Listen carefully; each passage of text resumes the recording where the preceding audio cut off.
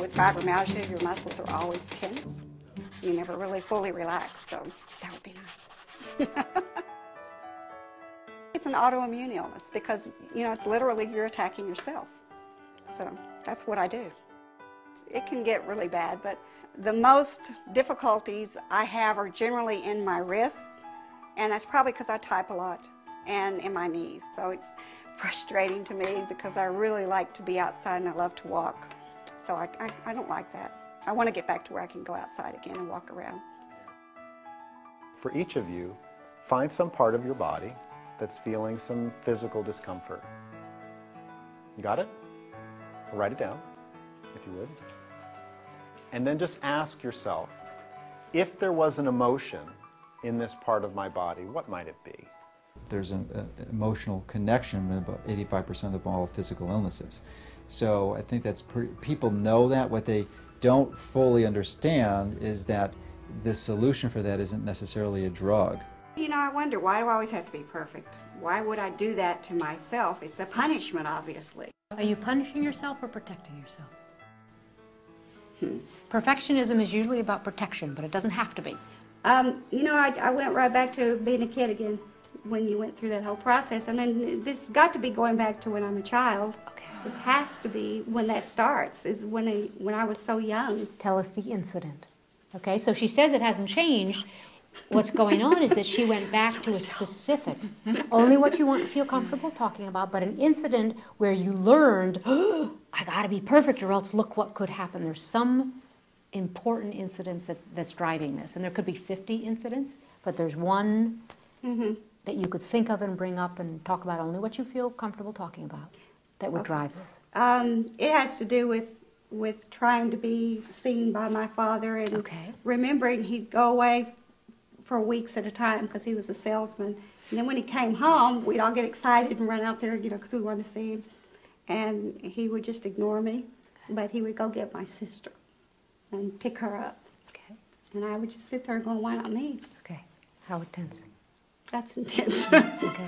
What is it? Hurt? Sadness? Hurt. Hurt? Okay. If something comes up that you don't want to say out loud, or you don't want to own, or you don't want to say you accept about yourself, that's the very thing you want to tap about, because that's the good news is that's leading you right to why you're stuck. It's shining a light on the place that needs your love and your compassion and your self-acceptance more than anything else. And the quicker you can get there and give yourself that, the quicker you're going to dissolve that block and get on with your life. The subconscious has programs in it that we primarily get from other people in our development.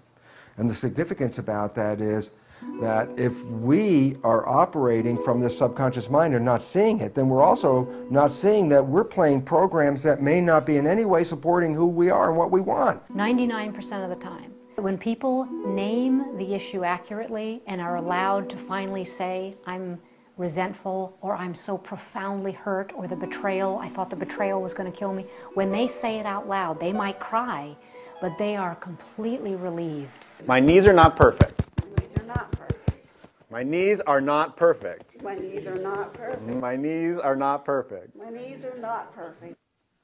Take a deep breath. Okay, that's much better. Okay, why don't you stand up for a moment? Okay.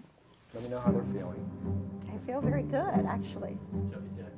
They don't hurt. They feel good right now. As the days went on, I found not just my knees releasing pain, but I just am completely, fully relaxed all over my whole body. I don't feel the muscle tension. Have not had any problems with my knees since I've been here. Been going up and down stairs daily, going for walks, no problems. I am sleeping through the night much, much better than I was. It was really quite astounding to see just, in many cases, nearly instant transformations in many of their health problems. I kept waiting, thinking, knee pain went away, it's coming back. Yeah. It's coming back. Well, guess what? Never a twinge, nothing. Nothing came back, so that was an absolute proof to me. And then I went for walks and stuff too, but no pain whatsoever. It's hard to put into words how the feeling is after so many years being in so much pain and then not having it anymore. That whole weekend, nothing. And it's been 6 months, it's not coming back, it's gone. It's completely gone. I don't expect that to ever return.